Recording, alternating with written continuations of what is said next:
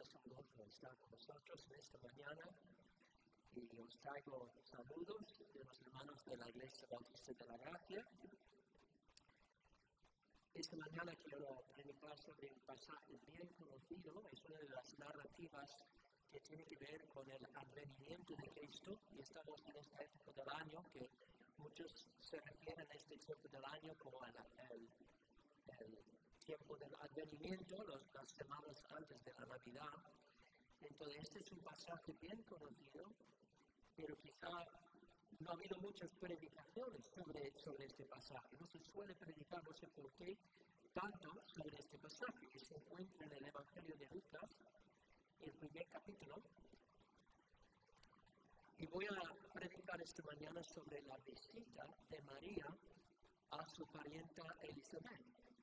Y esto ocurrió después de que el ángel Gabriel se le apareció a María para darle las noticias que ella iba a dar a luz al Hijo de Dios, que Dios la había escogido para ser la madre de su propio Hijo. Y entonces ella ha recibido esta noticia con fe en su corazón y con un sentido de asombro, va enseguida a la casa de su parienta Elizabeth. Hay algunos que piensan que Elizabeth era la prima hermana de María, pero en realidad la Biblia no habla de la relación específica entre María y Elizabeth. No sabemos si eran primas hermanas, pero solo dice que era una pariente de ella. Entonces vamos a leer el pasaje y luego oraré de nuevo al Señor por su bendición. No voy a enfocarme esta mañana en el Cántico de María, que se encuentra en 46 al 55, pero voy a leer estos versículos también. Empezando en el versículo 39. En aquellos días, levantándose María, fue deprisa a la montaña, a una ciudad de Judá, y entró en casa de Zacarías y saludó a Elizabeth. Y aconteció que cuando Elizabeth oyó la salutación de María, la criatura saltó en su vientre.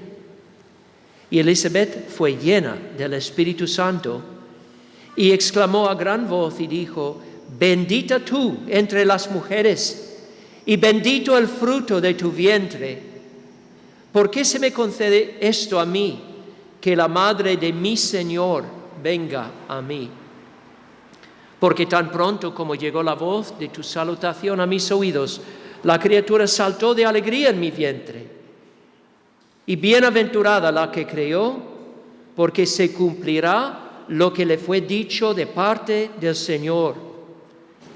Entonces María dijo: engrandece mi alma al Señor, y mi espíritu se regocija en Dios mi Salvador, porque ha mirado la bajeza de su sierva. Pues aquí, desde ahora me dirán: bienaventurada todas las generaciones, porque me ha hecho grandes cosas el poderoso. Santo es su nombre, y su misericordia es de generación en generación a los que le temen.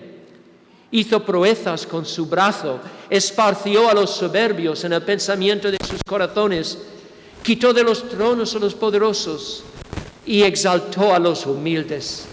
A los hambrientos colmó de bienes y a los ricos envió vacíos. Socorrió a Israel su siervo, acordándose de la misericordia, de la cual habló a nuestros padres, para con Abraham y su descendencia para siempre. Y se quedó María con ella como 3 meses, después se volvió a su casa. Vamos a orar de nuevo al Señor. Señor, te damos gracias por este pasaje, este registro histórico de la visita de María a Elizabeth, y te pido, Señor, en esta mañana podemos entrar en un conocimiento más profundo de este pasaje y lo que tú nos estás diciendo a través de ello. Te lo pido en el nombre de Jesús. Amén. ¿Alguna vez has oído alguna noticia muy buena y enseguida te entró el deseo de ir y decírselo a alguien enseguida? Yo creo que esta es una experiencia muy común, ¿no? Una mujer se entera de que está embarazada y no puede esperar hasta que su marido llegue a casa para decírselo. Tiene que llamarle enseguida y darle las buenas noticias. O un hombre descubre que le van a dar una subida en el sueldo y enseguida llama a su esposa para decírselo. Yo creo que somos criaturas así. Dios nos ha hecho así, que cuando nos enteramos de alguna noticia muy buena, enseguida queremos compartir esta noticia para poder compartir el gozo de lo que Dios ha hecho para nosotros o para otra persona. Y yo creo, hermanos, que esta es una característica del ser humano que refleja algo en Dios mismo. No nos olvidemos de que Dios nos ha creado a su propia imagen. Y Dios, en su propia naturaleza, es un ser gozoso. Dios está lleno de un gozo eterno. Y lo asombroso es que es un gozo desde toda la eternidad compartido. Porque Dios, el Dios a quien adoramos nosotros, no es un Dios solitario, triste. No es una sola persona sin nadie con quien compartir su gozo. No nos olvidemos de que Dios mismo es una trinidad de personas. Y desde toda la eternidad, el Padre y el Hijo, el Espíritu Santo han compartido entre sí un gozo que es la fuente de todo gozo. No podemos imaginar ese gozo. Y por eso nos ha creado a su imagen como criaturas capaces de experimentar gozo y con este deseo de compartir el gozo que sentimos con otro. Yo me acordé de esto esta misma semana porque voy a ir a un concierto de la Orquesta Filarmónica de Málaga en diciembre. Pero, ¿sabes? Hay pocas personas, me parece, que son aficionados de la música clásica. Y yo quería ir con alguien y no sabía a quién invitar. Y Paula no puede ir porque su madre viene a estar con nosotros y llamé a varios amigos y todos tenían cosas que hacer. Entonces, finalmente, bueno, estaba dudando. ¿Sabe por qué? Porque decía, no va a ser tan divertido si no puedo ir con alguien. Porque el gozo que yo siento cuando escucho música, yo quiero que eso sea un gozo compartido con otra persona. Y finalmente Paco González dijo, yo iré contigo. Entonces me alegré mucho, porque ahora tenía alguien con quien compartir ese gozo. Y esto es lo que vemos en este pasaje. María acaba de recibir una noticia, pues la noticia más enorme que uno podría recibir, que Dios de todas las mujeres en todo el mundo ha escogido a ella para ser la madre de su propio hijo. Y es una noticia tan abrumadora, tan increíble, que yo me imagino que yo le dije, estaba predicando sobre María hace poco en mi iglesia y dije, yo no sé cómo no se desmayó cuando recibió esta noticia, porque es tan enorme, pero ella, lo increíble es que lo recibió con fe, no dudó de la promesa de Dios. Y sabemos esto de lo que dice Elizabeth en este propio pasaje, dice, bienaventurada la que creyó, porque se cumplirá lo que le fue dicho por parte del Señor. Ella creyó, ella recibió este mensaje. Pero lo que quiero que veáis en esta mañana es que esa fe de María era una realidad tan viva en su corazón que ella no podía quedarse contenta estando en casa, no compartiendo esta noticia con nadie. No podía quedarse de brazos cruzados, porque era algo tan increíble, tan enorme, tan maravilloso que Dios iba a hacer para ella, que tenía que compartir esta noticia con otro.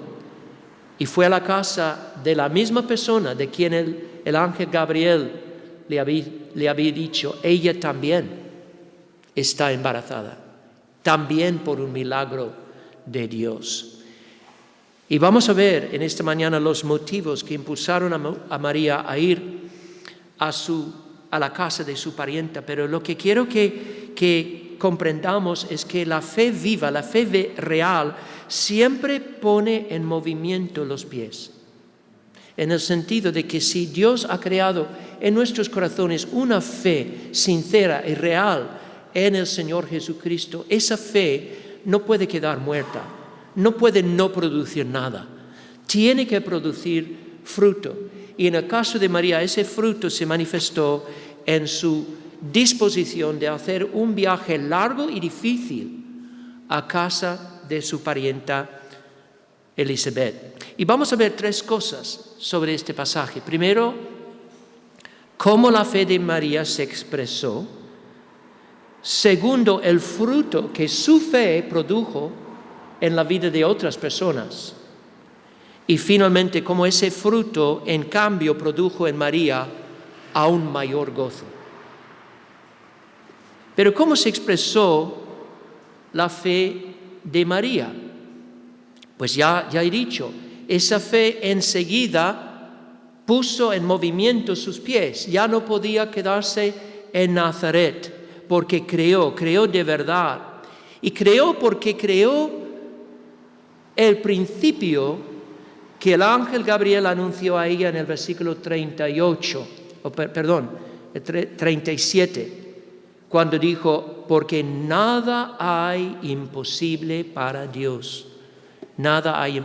Es cierto que María le hizo al ángel una pregunta cuando él le dijo que iba a ser madre. Y dijo, ¿cómo será esto? Pues no conozco varón. Pero tenemos que entender una cosa, ella solo estaba pidiendo información porque no entendía la manera en que se iba a cumplir la promesa. No estaba poniendo en duda la promesa. Y en esto vemos una diferencia entre ella y Zacarías al principio del capítulo, porque Zacarías, cuando el ángel le dijo que su mujer iba a quedar embarazada, él dijo, ¿en qué conoceré esto? Como si la promesa fuera algo dudosa, ¿no? ¿Cómo puedo realmente saber? ¿Cómo puedo conocer la verdad de esto? Él estaba manifestando un espíritu de escepticismo, como si yo no puedo palpar y ver lo que me dices, ¿cómo esperas que yo lo crea? Y esta es la actitud de muchas personas hoy en día, ¿no? En nuestra cultura, quizá porque la ciencia ha tenido tanto éxito en darnos un mundo moderno, un mundo lleno de tecnología. Hay muchas personas que piensan que aquello que no se pueda demostrar científicamente con pruebas tangibles, empíricas, pues no podemos saber si es verdad o no. Pero esa es una mentira. Hay muchas cosas que no podemos palpar o ver y sin embargo sabemos que son real. Sabemos que son real. Yo sé que mi esposa me ama. No puedo ver su amor bajo un microscopio, no puedo describir su color o su textura, pero veo la demostración, veo la evidencia de su amor. Y Dios ha demostrado su propia existencia a todos nosotros simplemente por haber creado este mundo. Un mundo tan increíblemente bello y lleno de orden. Un mundo que funciona según leyes predecibles. Un mundo estructurado por una mente inimaginable. Dios se ha manifestado y sin embargo no vemos a Dios. Y María, aunque no entendía cómo iba a dar a luz un bebé sin conocer un varón, cuando el ángel le explicó, ella no puso en duda la promesa, no respondió con escepticismo. Enseguida creó y creó con una fe tan fuerte que ya no podía quedarse en casa, porque como vuelvo a decir, ella creía que no hay nada imposible para Dios. Y yo creo que si vamos a recibir el Evangelio de Cristo, es necesario que creamos esto. Si dudamos del poder de Dios para hacer lo que Él quiera hacer, no vamos a recibir el Evangelio. Y yo creo que este es el problema, realmente, de tantas y tantas personas. Piensan que Dios no puede hacer milagros, piensan que Dios no puede hacer nada extraordinario, como si tuviera una camisa de fuerza y tiene que siempre actuar conforme a las leyes de la naturaleza. Pero hermanos, nuestra fe se basa en un milagro que rompe toda ley de la naturaleza. La resurrección de entre los muertos, una resurrección corporal de un hombre que estaba muerto. Tristemente hay hombres ahora en España y en otros lugares también que se consideran teólogos, pero no son creyentes ni siquiera, porque ponen en duda los milagros de Jesús.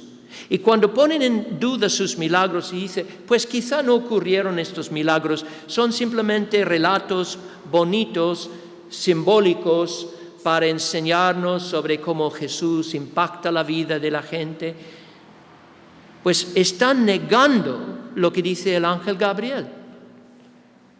Porque nada hay imposible para Dios. Y es precisamente porque María creía eso y creía que iba a dar a luz un bebé conforme a la promesa del Señor, que ella fue a ver a su parienta. Martín Lutero dijo, si la fe está allí en el corazón, el creyente no puede retenerla. Se lanza a las buenas obras, confiesa y enseña el Evangelio ante el pueblo y se juega la vida en ello. Donde las obras y el amor no irrumpen, allí la fe no es correcta y Cristo no es conocido correctamente. Es lo que dice Santiago, ¿no? Que la fe y las obras andan de la mano. No somos salvos por las obras, pero si no tenemos obras, si nuestra fe no hace nada, ¿dónde está? La fe de María le impulsó a vivir conforme a su fe y por eso fue a ver a su pariente. ¿Y qué es lo que podemos decir acerca de su motivo? ¿Qué motivo tenía en ir a ver a Elizabeth? Pues yo creo que en primer lugar es obvio que ella estaba ansiosa por ver la señal que el ángel Gabriel le había dado, porque él le había dicho, he aquí tu parienta Elizabeth, ella también ha concebido hijo en su vejez y este es el 6º mes para ella, la que llamaba estéril, porque nada hay imposible para Dios. Entonces ella va a ver a su parienta para ver esta señal. Es cierto que el ángel no le dijo, no le mandó, no le dijo, tú vete a ver a Elizabeth. No hubo ningún mandamiento aquí.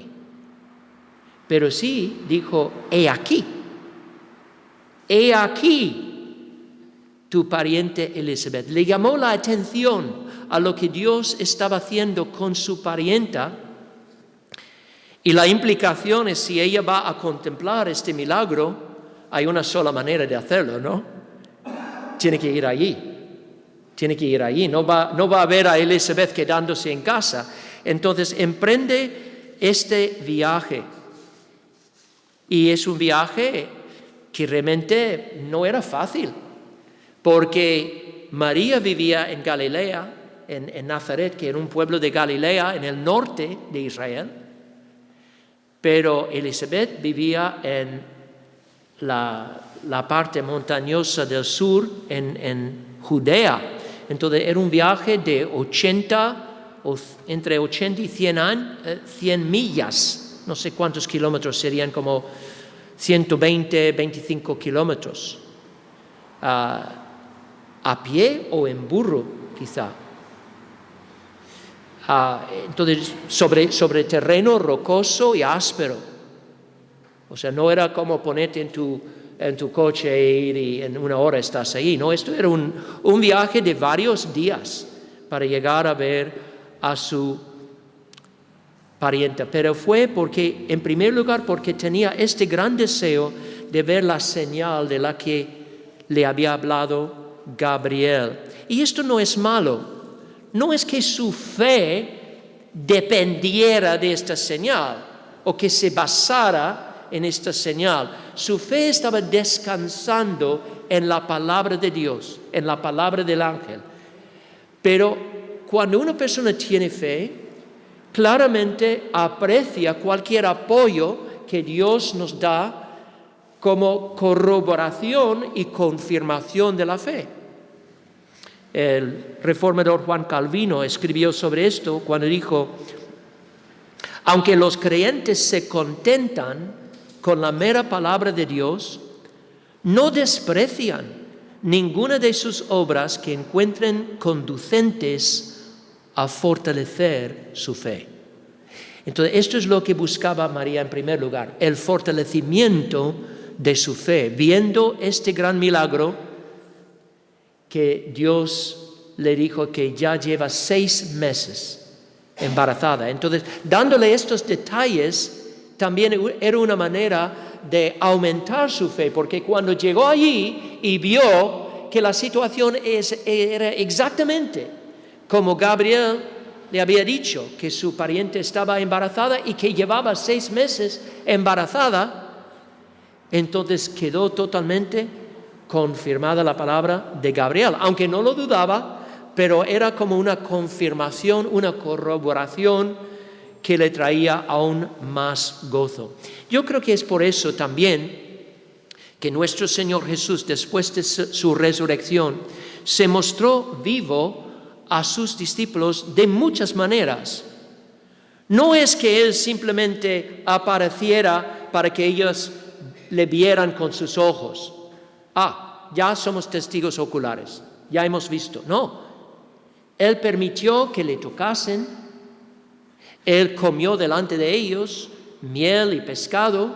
Luego en otra ocasión preparó un buen desayuno en la playa y se sentó y comió con ellos al lado del mar de Galilea. O sea, de muchas maneras se les apareció durante un periodo de 40 días, como leemos en Hechos 1. Después de haber padecido, se presentó vivo con muchas pruebas indubitables, apareciéndoles durante 4 días y hablándoles acerca del reino de Dios. Todo eso era para confirmar y fortalecer la fe que ya tenían. Y esto es lo que Dios estaba haciendo con María, dándole esta señal. Entonces fue a Elizabeth para el fortalecimiento de su propia fe, pero también, como dije al principio, yo creo que fue porque quería celebrar con Elizabeth el gran gozo que las dos sentían por lo que Dios estaba haciendo en sus vidas. Dios estaba haciendo algo muy, muy grande en sus vidas. Y esto era algo tan grande que no podía retenerlo, su gozo, no podía retener su gozo. Quería compartir su gozo con Elizabeth. Y tened en cuenta que en este momento no podía compartir su gozo con ningún otro ser humano. No podía ir a ningún vecino o ningún familiar ahí en Nazaret y decir: mira lo que el Señor ha hecho por mí, porque si lo hubiera hecho, la gente o habían pensado que era loca o que había cometido un acto inmoral con algún varón, si estaba en realidad embarazada. ¿Quién iba a creer lo que ella les dijo? Incluso José no lo creía al principio, estaba a punto de separarse de ella, hasta que tuvo un sueño en el cual el ángel le dijo: la criatura que está en su vientre es el Hijo de Dios. Entonces, en este mismo momento no había ninguna otra persona en todo el mundo con quien ella pudiera compartir el gozo que sentía en su corazón. Solo Elizabeth comprendía. porque Elizabeth también estaba embarazada por un milagro de Dios. Entonces ella se levantó, dice la palabra, y fue deprisa a la montaña, una ciudad de Judá, y al llegar allí, entonces su mera presencia en la casa produjo un resultado muy dramático e inmediato, un desbordamiento de gozo en todos los que estaban allí. La primera persona que respondió a la presencia de María en la casa no fue Elizabeth, fue el hijo en su vientre, Juan, que ni siquiera había nacido. Pero ¿qué es lo que leemos aquí en el versículo 40?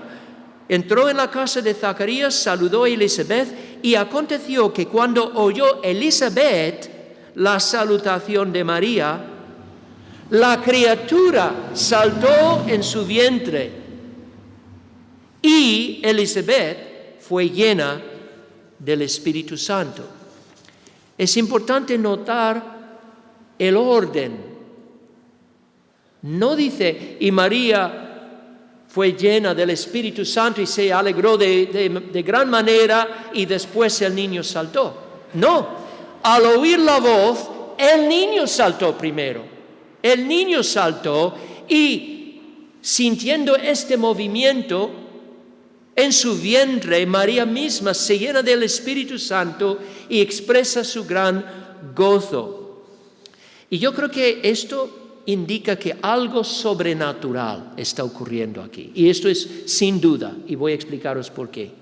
Pero primero debemos notar que lo que pasa con Juan en el vientre de María es algo sobrenatural. Hay comentaristas que han querido decir que ese gozo de Juan era algo puramente natural, que él sintió la alegría de su madre y por eso se alegró.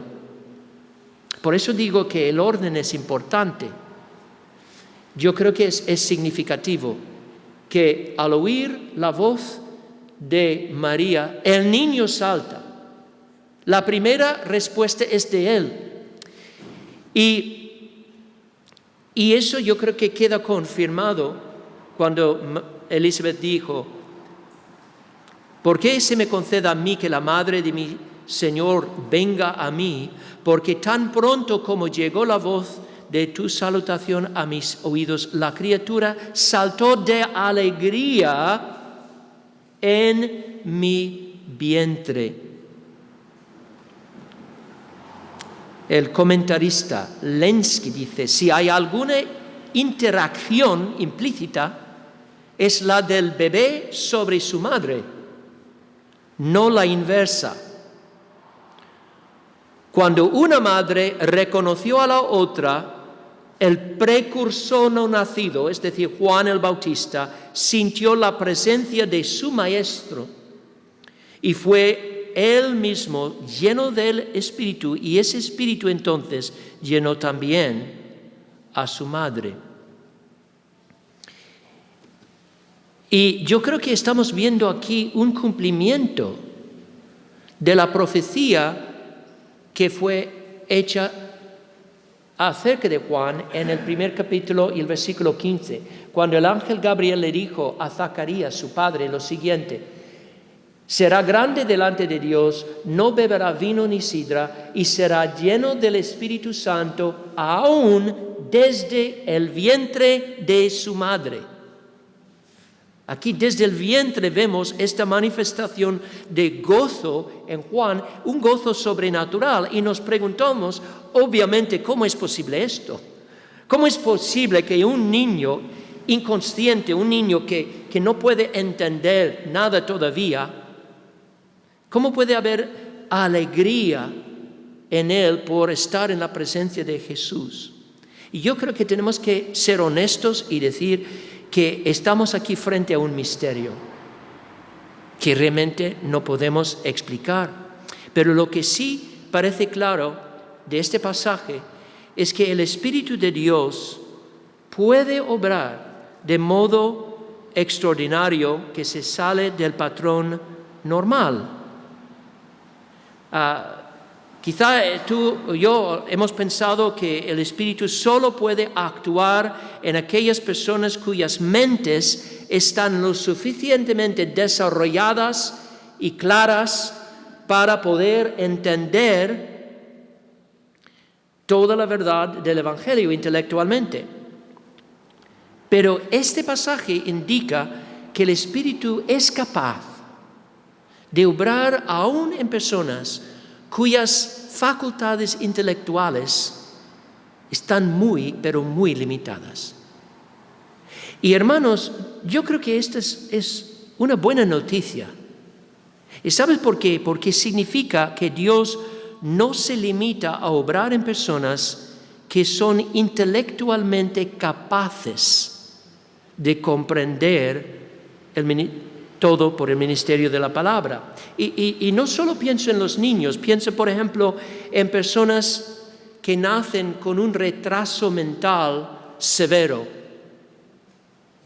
o personas mayores que tienen Alzheimer o personas que están en un accidente de coche y quedan en un coma. Vamos a decir, bueno, es inútil orar por ellos porque Dios no puede hacer nada con su vida. No. La buena noticia yo veo aquí es que nunca debemos pensar que las limitaciones en la capacidad de la comprensión de una criatura limita a Dios en su capacidad de obrar en ellos. Y ahora, no quiero que nadie me entienda mal. No estoy negando que el Evangelio sea absolutamente necesario para que las personas se salven.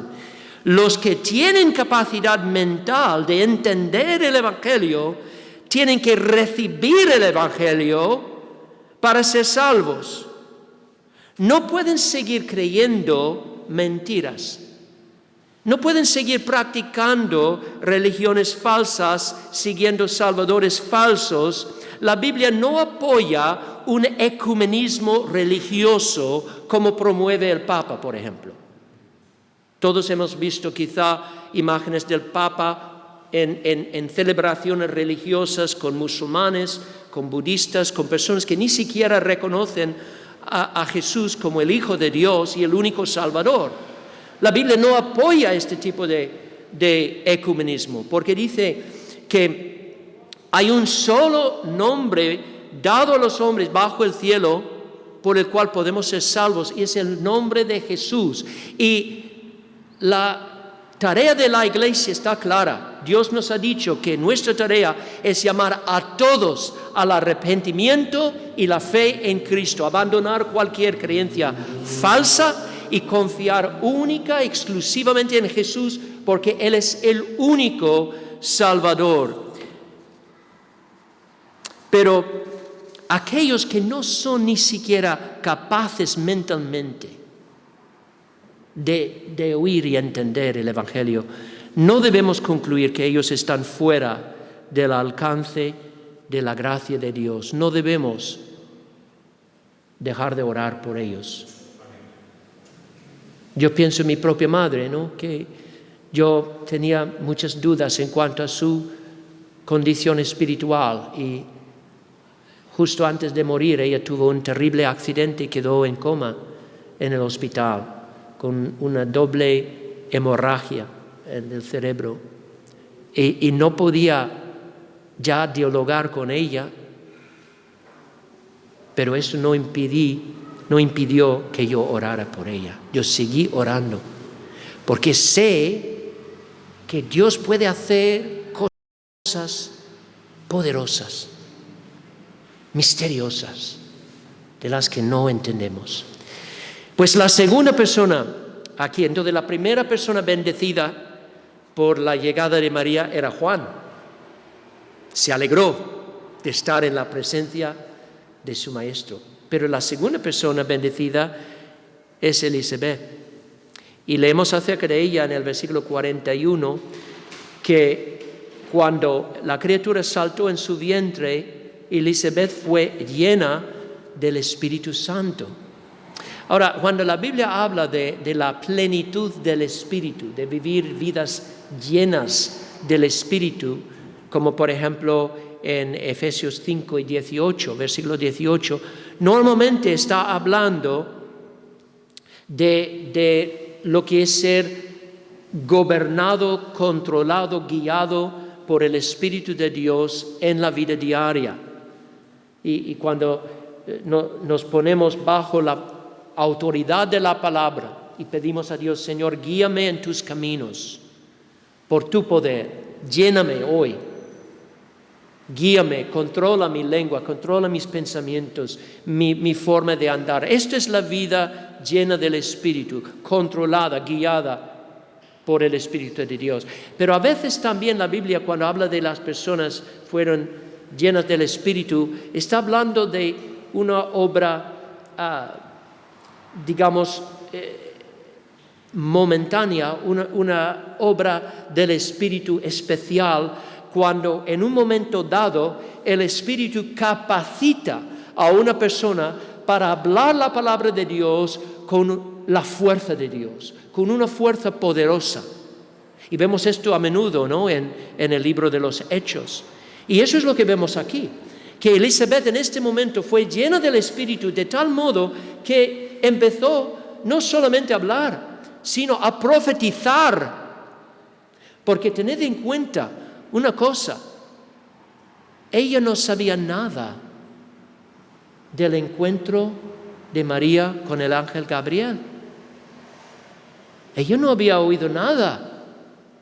Pero ¿qué es lo que le dije? Le dijo, exclamó a gran voz, bendita tú eres entre las mujeres, bendito el fruto de tu vientre. ¿Por qué se me concede esto a mí, que la madre de mi Señor venga a mí? En un momento el Espíritu le quitó el velo y de forma sobrenatural entendió lo que estaba pasando. ¿Puedo yo explicar cómo eso ocurrió? No puedo. Es un milagro. Pero Dios en ese momento le reveló a Elisabet lo que estaba pasando, que María estaba encinta con el Hijo de Dios, el Mesías prometido, y que ella había venido para hacerle una visita. Y se siente indigna, ¿no? Es algo hermoso. Entonces, vemos en Elisabet en este momento dos cualidades que siempre se ven en personas que andan en el Espíritu, personas que están llenas del Espíritu. Siempre vas a ver estas dos cualidades. Primero, tienen una alta estima por la persona de Jesús. Y eso es lo que vemos. Elisabet aquí llama a Jesús mi Señor. ¿Por qué se me concede esto a mí, que la madre de mi Señor venga a mí? O sea, ella sabía que el bebé en el vientre de María era el Señor. Ahora bien, ¿qué quiere decir eso? ¿Qué comprensión tenía? ¿Entendía ella que Jesús, entendía todo acerca de la igual dignidad de Jesús con el Padre, de que era coeterno con el Padre? Para mí es difícil contestar esta pregunta porque obviamente su comprensión teológica era limitada. Pero ella estaba esperando la venida del Mesías, y tened en cuenta que el Señor mismo puso estas palabras en su boca, obviamente.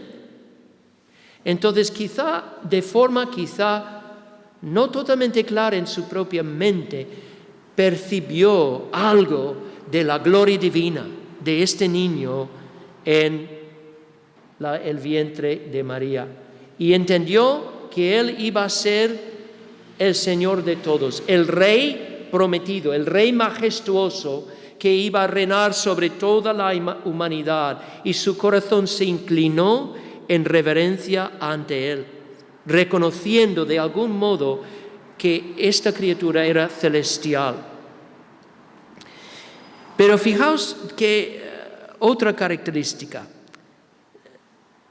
no solo manifestó una alta estima por Cristo, también manifestó una alta estima por María, curiosamente, porque dijo, ¿por qué se me concede esto a mí, que la madre de mi Señor venga a mí? Pues ella no se sentía digna de ser visitada por la madre de su Señor. Mateo Henry dice, los que están llenos del Espíritu tienen pensamientos bajos de sí mismos, pensamientos altos de los favores de Dios. Llama a María, bendita tú entre las mujeres. Entonces, pensad en esto. Elizabeth a lo mejor podría, humanamente hablando, podría haber sentido cierta envidia, porque Dios no escogió a ella para dar a luz al Hijo de Dios.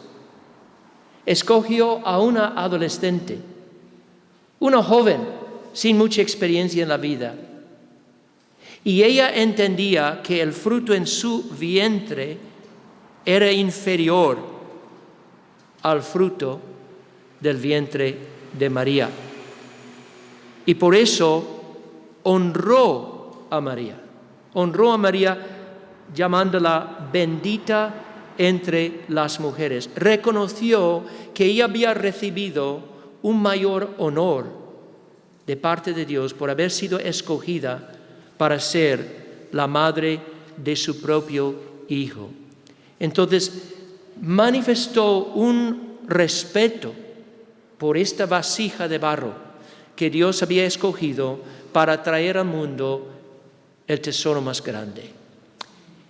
Y yo creo que tenemos que entender que con respecto al tema de María se puede caer en dos errores opuestos.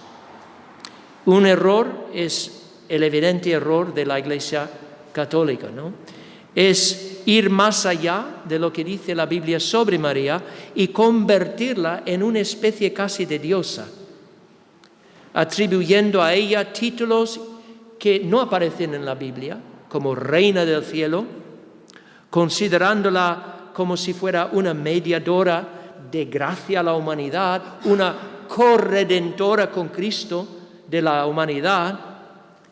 Y esto es terrible porque realmente es deshonrar a Cristo, es prácticamente colocar a ella al mismo nivel o incluso por encima.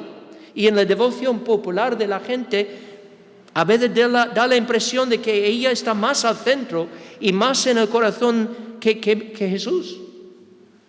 Cuando se ofrecen oraciones a ella, cuando se dirigen alabanzas a ella, realmente no parece nada de esto en la Biblia. Ahora, como herederos de la Reforma protestante, tenemos que tener cuidado de ir al otro extremo y prácticamente deshonrar a María, ni siquiera reconociendo nada de ella, ignorándola completamente. Yo creo que la actitud correcta es la que vemos en Elizabeth. Ahí vemos el modelo. Elizabeth honró a María. Dijo, bendita tú entre las mujeres. ¿Por qué se me concede esto a mí, que la madre de mi Señor viene a verme?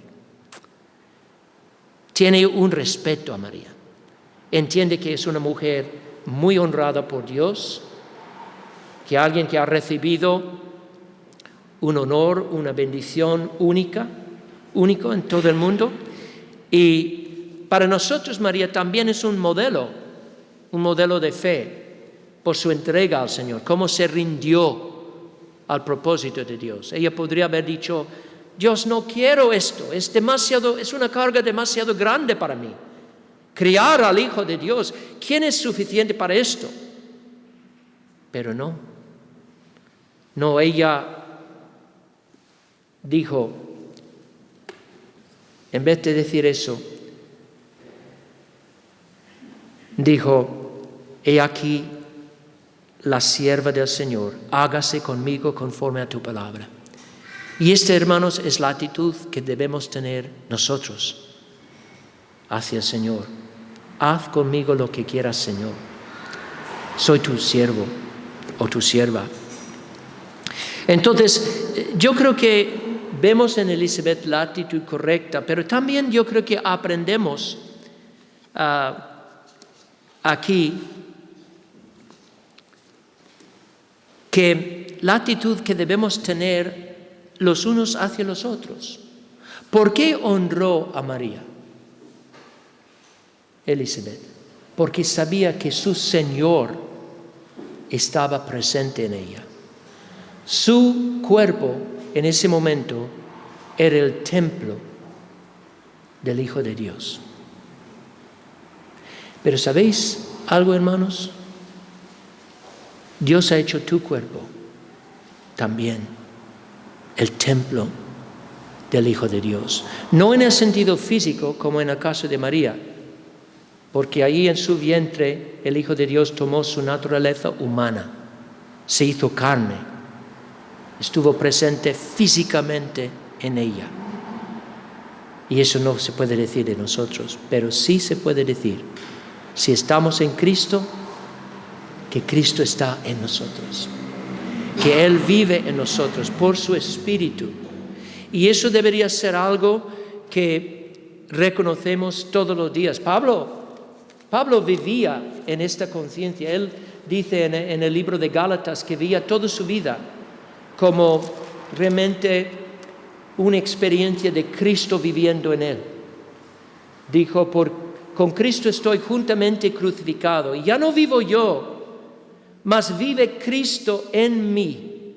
Y lo que ahora vivo en la carne, lo vivo en la fe del Hijo de Dios, el cual me amó y se entregó a sí mismo por mí.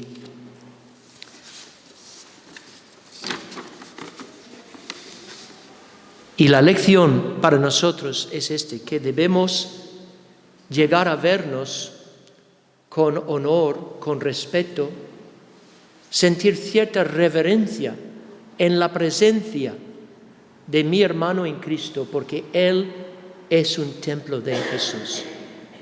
Cristo vive en Él, Cristo mora en Él. Esto es algo que tenemos que recordar siempre, porque no podemos dejar que los pequeños defectos que puedo ver en mi hermano sean un estorbo tan grande que dejo de ver a Cristo en él. Si las iglesias pudieran recordar esto, habría una falta de todo el chismorreo, las rencillas, todas estas quejas mutuas en el cuerpo de Cristo.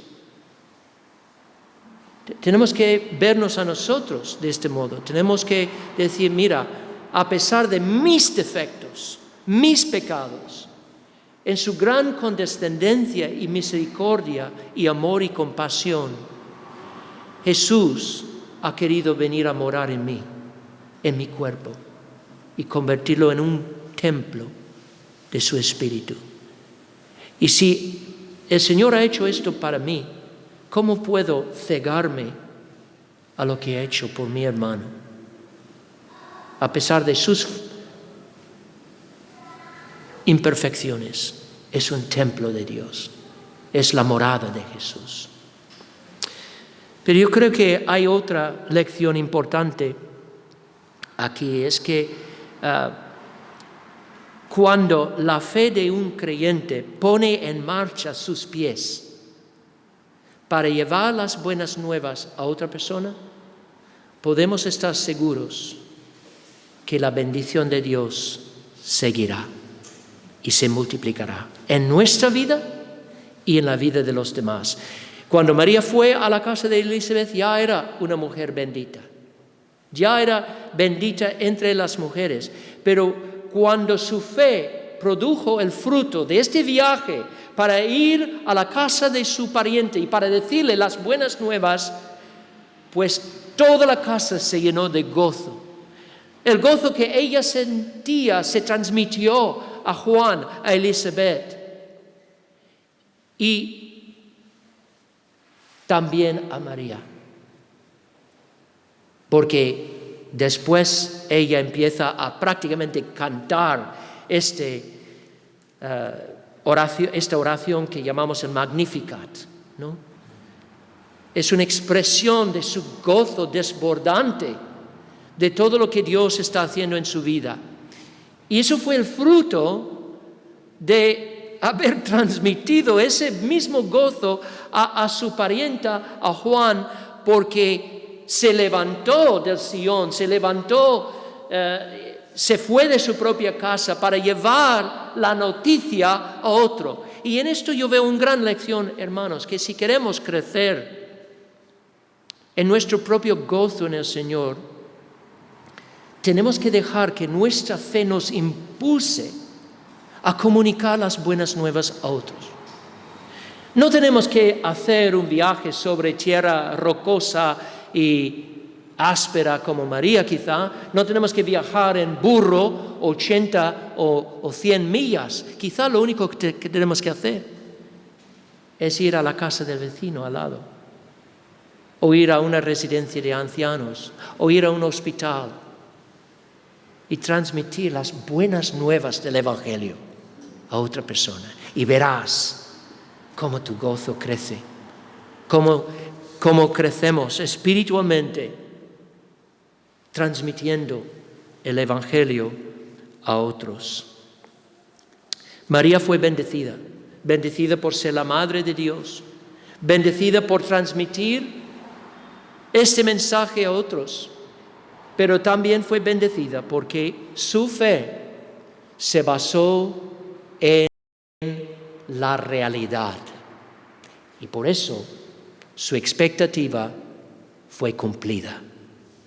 Y eso es lo que dijo Elizabeth. Dijo, bienaventurada la que creyó, porque se cumplirá lo que fue dicho de parte del Señor. La fe de María no se basaba en una fantasía, en una ilusión, en un sueño. Se basaba en la palabra de Dios, que es fiel, infalible y que tiene que cumplirse. Y hermanos, esta es la razón por la que realmente somos un pueblo bendecido. Porque nuestra fe no se basa en una fantasía, en un invento humano, en un cuento chino. Se basa en la verdad del Creador del universo, la verdad que Él ha revelado a la humanidad. Pablo dice, si Cristo no hubiera resucitado, si eso no fuera verdad, nuestra fe sería totalmente vana y nosotros las personas más miserables en todo el mundo. Pero no es así, porque Cristo sí resucitó. María sí dio a luz a ese hijo por un milagro del Espíritu Santo. Y por eso somos nosotros un pueblo bendecido. Tenemos grandes noticias para llevar al mundo. Y qué mejor tiempo del año cuando vamos a estar con familia y tenemos oportunidad de dar folletos o dar algo. Es un momento precioso, lleno de oportunidades de dar testimonio, ¿no? Pues aprovechemos de estas oportunidades y veremos cómo crece nuestra fe y nuestro gozo en Cristo. Amén. Señor, te damos gracias por este pasaje y la verdad es que nos desbordamos de gozo viendo lo que hiciste en la vida de María y también en la vida de Elizabeth.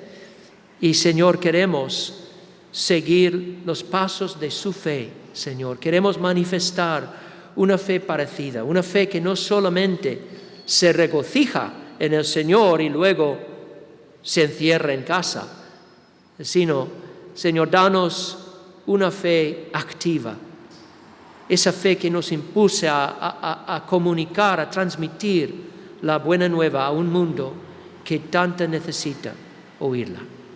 Te lo pido en el nombre de Jesús. Amén.